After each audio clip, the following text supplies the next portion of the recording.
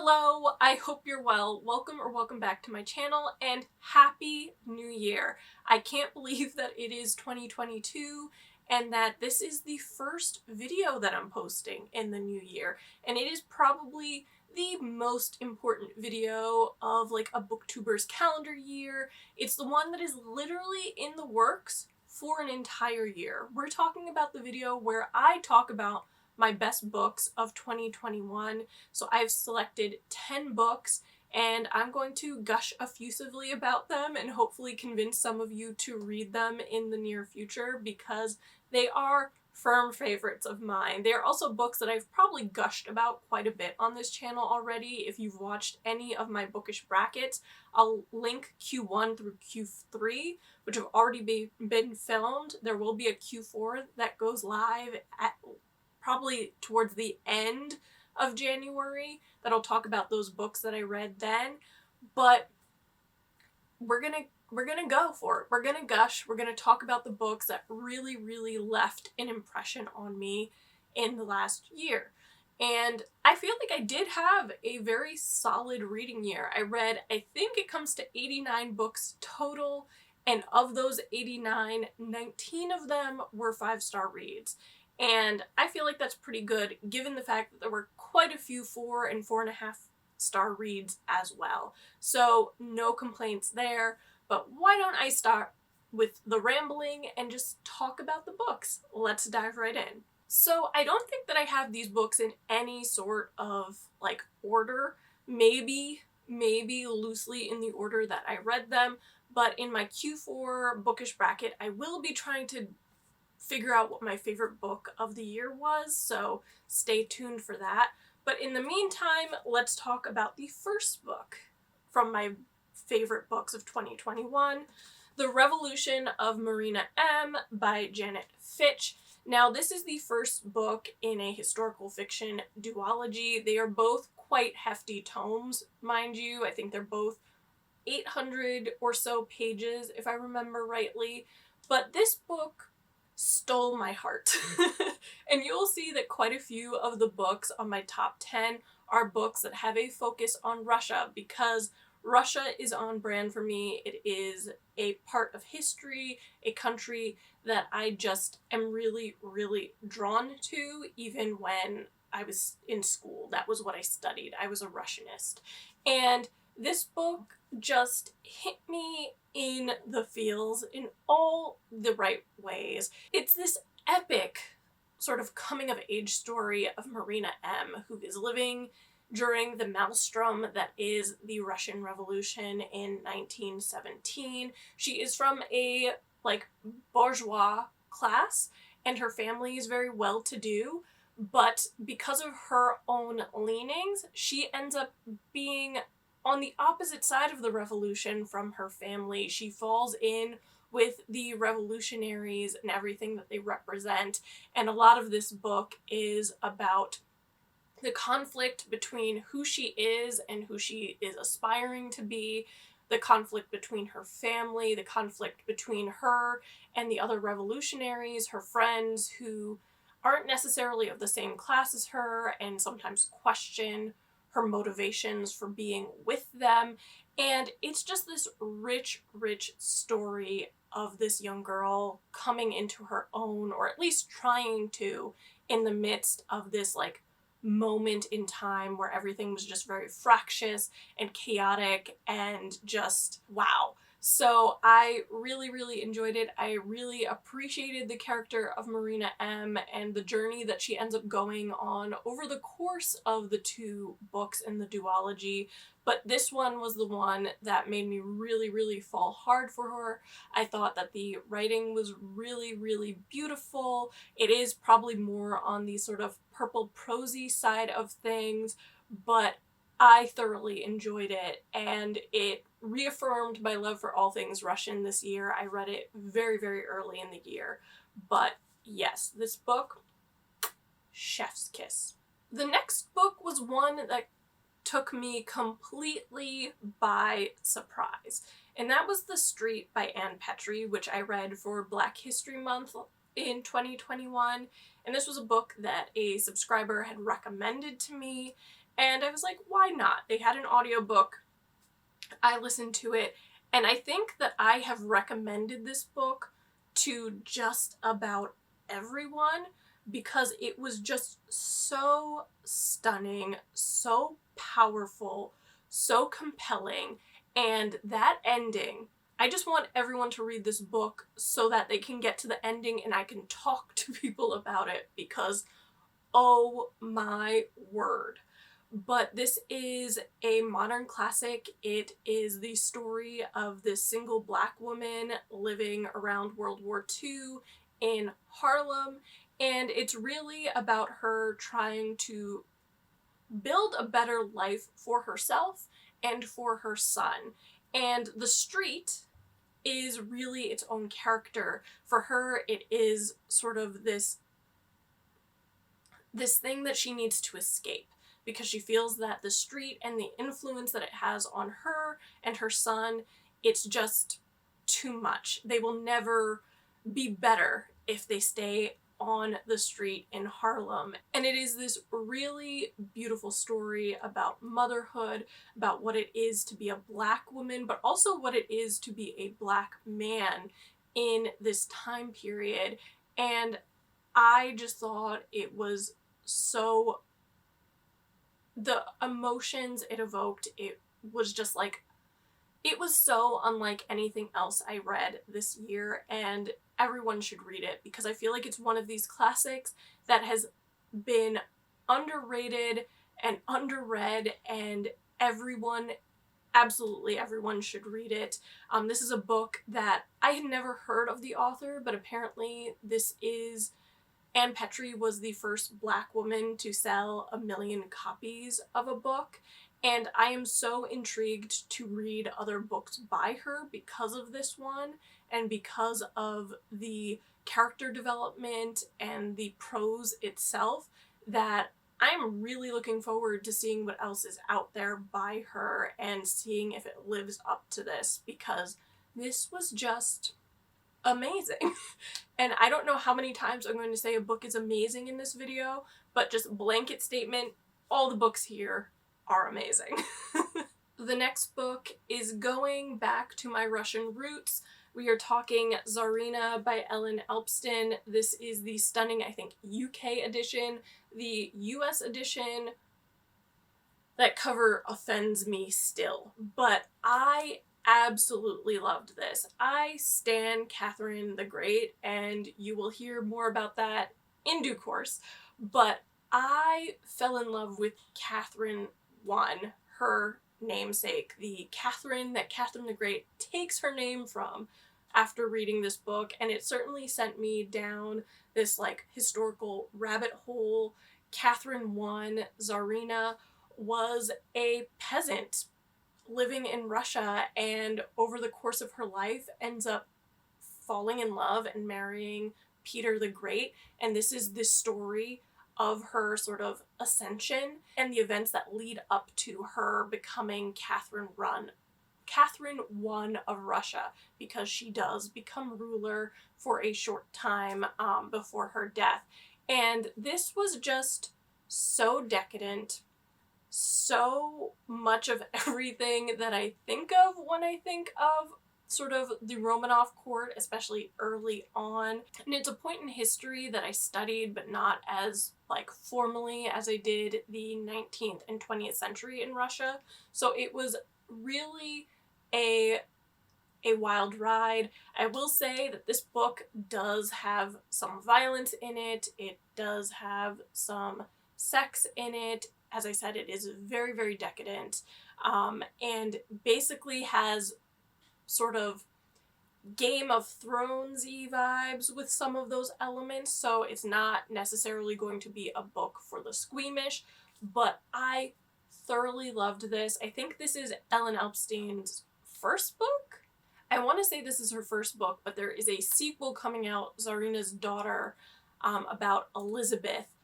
I think it's coming out in March, that I am very, very excited about and will definitely be reading. But this was a fun time. The next book, and one of the few books on this list, I realize it's probably not considered a tome, is Carol by Patricia Highsmith, which I'm going to try to hold this way so it doesn't catch the ring light.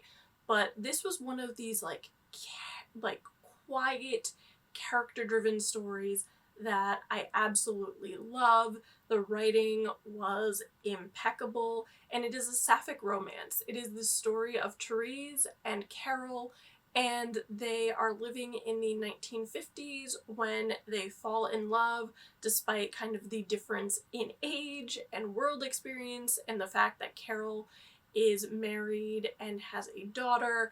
And it really explores, in a lot of ways, Therese's like coming of age, like her growth and development in this relationship. She starts out very naive, very young sounding, and Carol herself, although is probably my age, I think she's around her early 30s, seems infinitely older. And it is very much about the two of them, the impact their love has on one another, and it's kind of this piece of like LGBTQ literature that really broke the mold when it was written because of how it ends, and I just absolutely loved it. I really enjoy this movie. This is the movie tie-in cover, of course, with Cate Blanchett and Rooney Mara in the two lead roles, but I didn't know that I would enjoy the book as much, and I most certainly did. Again, this is a modern classic, and it just really swept me up in their romance and in kind of the character development and growth, and how these two women end up going like on a road trip to escape it all, and how they really can escape. And it talks a lot about sort of the confines of the society in which they live, which of course was 1950s America, when being in this type of romance would not have been permissible. And so it talks a lot about that as well. And it was just breathtaking. And I believe, from what I remember, this is actually somewhat based on Patricia Highsmith's own life and personal experience. And it does go by another name. I think it's The Price of Salt is the other name that this book can be found under sometimes. But this was amazing. Okay, my friends, going back to Russia because and we're talking about Catherine the Great by Robert K. Massey. This is one of 3 nonfiction titles on this list, and this is another book that I have talked about constantly on this channel since I read it. I've recommended it to basically anyone who reads nonfiction because it's just so good.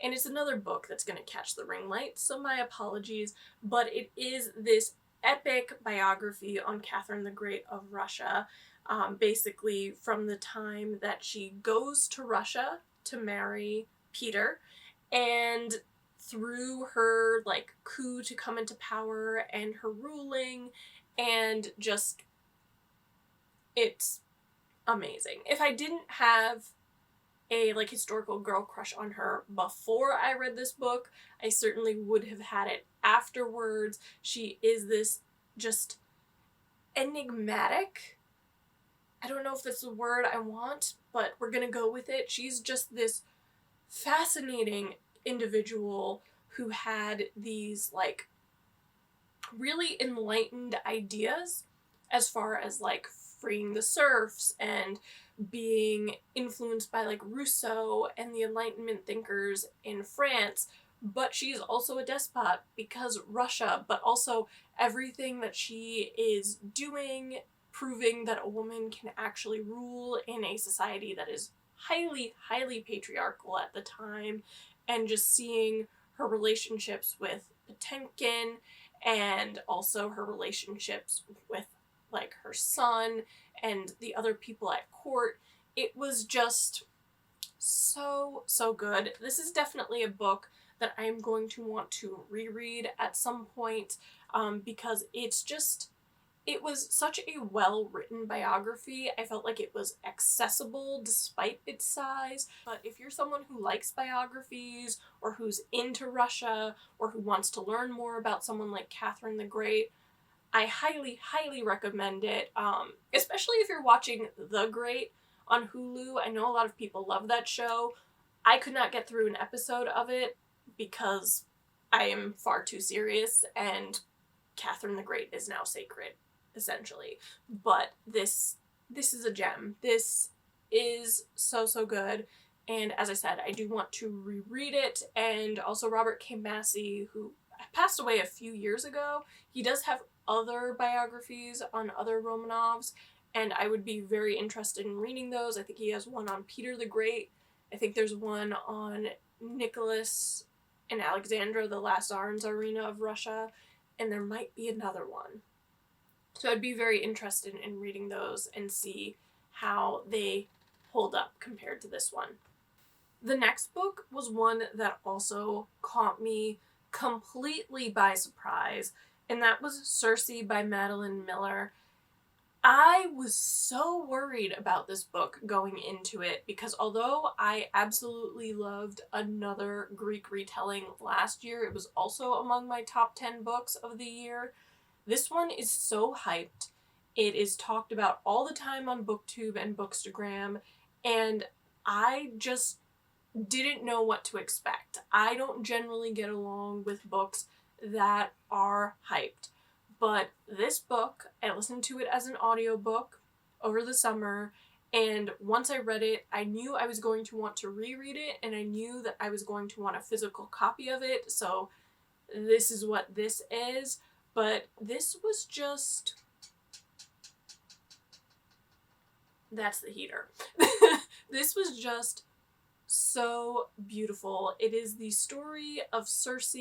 In some ways, it's kind of like a coming-of-age story, but the best way that I could describe it is like stealing a page out of Noelle's description of it, is saying that this is like a memoir of Circe, this mythological witch who is in the Odyssey, and it gives her a voice, and it is the story of her sort of hundreds, if not thousands of years of existence among the gods and goddesses, and she discovers that her power is witchcraft, and she ends up being exiled to the island that we see featured in the Odyssey, and coming into contact with humans, and these humans that we see throughout mythology, Daedalus and his son Icarus, Odysseus, obviously.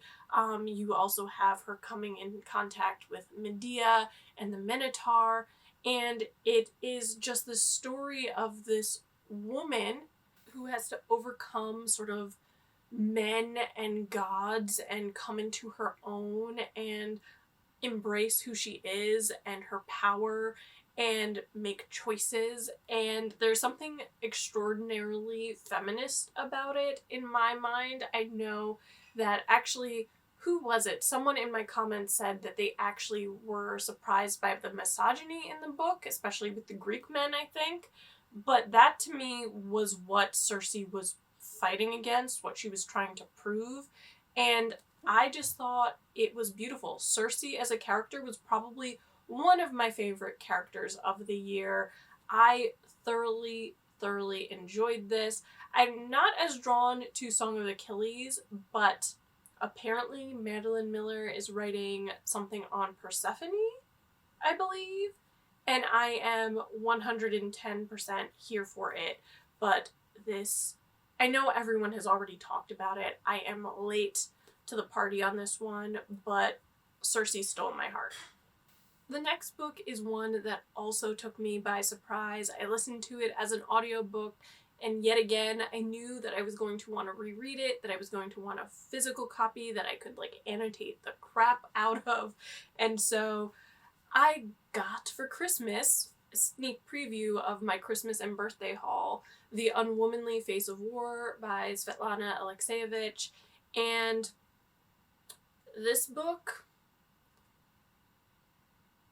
it's not often that like a nonfiction will have like some sort of emotional response from me. It happens. It happened with the Radium Girls, and it most definitely happened with this. I shed tears listening to the audiobook and was just so swept up in the story of these women. This is an oral history of Russian women living during World War II, and they were women who were on the front lines, who were living in occupied territories, who were on the home front, and they were snipers, tank drivers, partisans, nurses, everything. And this is really about uncovering the impact of their involvement in the war and what they did for the war efforts, and how, unfortunately, a lot of what they did has been forgotten. It's not something that has been widely spoken about. In a lot of cases, they were actually looked down upon for having served their country, because they were in such close quarters with men. And so the treatment they receive after the war, instead of being lauded as heroes, is just absolutely heartbreaking.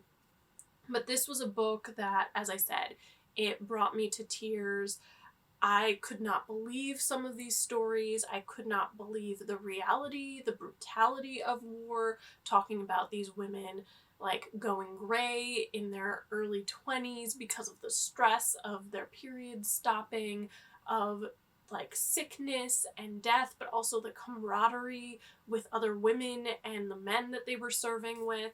And it was just amazing. I loved this book so much, and it is something that I definitely want to revisit and revisit soon. When I listened to the audiobook, I actually thought it was going to be quite a substantial book, but it is a fairly manageable size. But I will say that the writing was top shelf. I mean, there's this one line in like the preface that she talks about how I write not about war, but about human beings in war. I write not the history of a war, but the history of feelings. I am a historian of the soul. And yes, it's a little bit woo-woo, maybe it's a little pretentious, but that is truly how I felt this book approached the stories of these women, and so I can't recommend it enough. It was amazing. And now moving on to another book that was actually translated. I forgot to mention that Unwomanly Face of War was translated, but Isa's Ballad by Magda Szabo. This is the third book that I've read by Magda Szabo in the last 2 years. All 3 of them have been 5-star reads for me, but this was the one of the 2 I read this year that really has left an impression on me, and I've continued to talk about it on my channel. As you can see, it has quite a few tabs throughout, but it is this story about a mother and daughter and sort of the differences between them. The mother sort of represents this old world Hungary, like the Austro-Hungarian Empire, and her daughter represents the more modern communist Hungary, and sort of the conflict between them, both in their ideals and the way they live, but also as mother and daughter. And it is just this quiet story, which again is something I really enjoy. But you follow Eddie, who has recently lost her husband and is transplanted from the village where she knows everything to Budapest, and she's kind of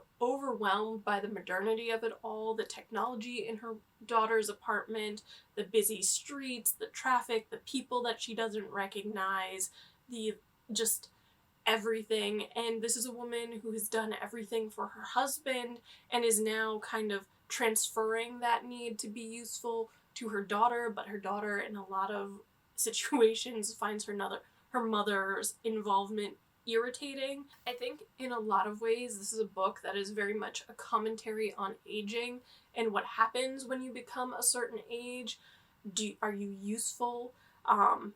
can you be useful? And it's heartbreaking in a way, but it is a very quiet story. I wouldn't say that a ton happens over the course of it, but this was another book, again, that I did not see the end coming, and I need more people to read it so that I can talk to people about it. But I am truly a Magda Szabo stan. I have one more of her books that I think has been translated in English to read, and I've loved all of them. As I said, they were all 5 stars for me, which rarely happens. The next book is actually a series, and I felt like I couldn't go through 2021 and not talk about Outlander, because that series has lived rent-free in my brain this entire year. I reread the first 2 books and then read the remaining 7 books that have been published, including Go Tell the Bees That I Am Gone, which came out in November this year. It was one of my challenges that I gave myself. And while this is not a series that is perfect, it definitely has its flaws. I think the fact that I managed to read all 9 books, which equal however many thousand pages in a year, just speaks to how much I love the characters and the universe that Diana Gabaldon has created. So for anyone that doesn't know what the Outlander series is about, it is about Claire, who lives in 1945. She was a World War II nurse who inadvertently travels back to the 18th century in Scotland and ends up falling in love with a Highland warrior, Jamie Fraser. And over the course of the series, which I think spans 30 plus years, I'd have to do the math to give you the exact number, it talks about their romance, about their quest to kind of be together despite the fact that they are from 2 separate times. It talks about their children and their adoptive children and this found family that they create for themselves over the course of history, starting with the Jacobite Rebellion and more recent in the series, the American Revolution. And like I said, it is not a perfect series. There are certain books in the series that were a 3-star kind of meh read for me, but there were some gems within the series that I've read thus far, and I am definitely invested in it. I think the beauty of the series is really Jamie and Claire's relationship. They are a true OTP. I think the history that this book sort of gives you by way of their lives and what they're living through is just really fascinating, really well researched. And I feel like maybe in the first couple of books, the sort of supporting characters weren't as well developed, but now in book 9, I love so many of them, whether it's Ian or Rachel or Marcelly or any of them, like Jenny Murray, they all have my heart. It is going to be heartbreaking for me when this series ends because I am just so in love with the world, the characters, and it's just been a fun ride. I mean, you have to really enjoy something if you're gonna dedicate an entire year to reading. Again, however many thousand pages I read to get through book 9.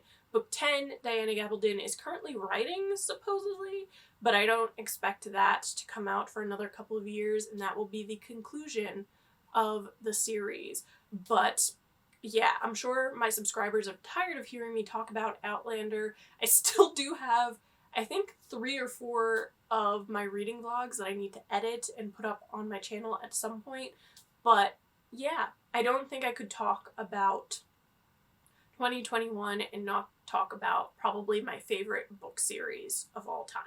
And the last book in my top 10 for the year is actually a sneak preview of my December 2021 wrap-up, because I have not spoken about this book yet in any detail, because I literally just finished it before filming, and that is A Swim in a Pond in the Rain by George Saunders, which is nonfiction, and oh my goodness, This is a book that I can see myself keeping and referring to time and time again, because it is very much meant to be sort of this master class on writing. What George Saunders is doing is using 7 short stories written by Russian literary giants to kind of explore the art of writing short stories. And so in each section you read the short story he's talking about, whether it's Tolstoy, Chekhov, Gogol, etc. And then he, like, in this eloquent but also very accessible sort of conversational way, talks about what makes that story work and how you can apply that as a writer to your own short story writing. And it was just so eye-opening. I do think, though, that even if you are not a writer, this is a book that will teach you how to read more critically and analytically. It'll make you ask certain questions that can be applied to other short stories that you read or longer works like novels. And it was just so great. It was an anticipated release for me. I am so glad that I got to it this year, because it really was just so impressive what George Saunders has done here. But it was just so good. I had such an amazing time with it. I would say that this is a book that definitely requires you to kind of flex those reading muscles. It's not something that you can kind of flip through passively. You do have to really pay attention. And so this is not, it took me as long as it did because I wanted to give it the attention I think it deserved. I don't think this is a book that you can breeze through. I think it's a book that is truly fascinating. But like I said, it does ask a lot of its readers in their engagement with both the short stories and the lessons that George Saunders is providing you. But to me that makes sense, because he's basically taking what was one of his courses that he teaches MFAs at Syracuse and turning it into this book. So if you were taking a writing course, you would be engaged in some way too. So I think it makes a ton of sense. But this was a book that I truly enjoyed. I'd say that if you're a writer and specialize in short stories, that this is phenomenal and that you should grab it. I think if you are someone who, like me, is into Russian literature, you'll enjoy it because of this look at short stories by Tolstoy or Turgenev or Chekhov or Gogol. Gogol's not my favorite, but even that story I learned some stuff from. And so I just really enjoyed this, and as I said, I do think it's a book that I will be referencing in the future if I ever decide to read. I think it's one of those books that I have a few of them. They're reference books that every once in a while, when I want to like engage my mind and make sure that I'm reading critically or I'm writing in a certain way, that I revisit, because it just makes me think, and I am a better writer, I am a better reader after like rereading stuff like this. So yeah, this is me gushing about this book. I'm sorry, you'll hear more about it in my December wrap up again, but yeah, this is another one that I'm adding to my top 10 books of 2021. So yeah, those are my favorite books of 2021. These are the books that I read, in some cases months and months ago, and continue to leave an impact on my mind. They are books that I continue to recommend to people over and over again. They are books that I want to reread, books that I can see myself revisiting time and time again, and are probably now among some of my favorite books of all time as well in some cases. And so I have no regrets. I love the books that I read in 2021. The fact that I could find these gems this year, I am so happy about it, and I am so glad that you stuck around to hear me basically babble on about them. But anyway, I hope you enjoyed this video, and if you did, please be sure to give it a thumbs up, comment, and subscribe, because it means the world to me, but it also helps this little channel grow. Thank you so much for watching, and I will see you next time. Bye!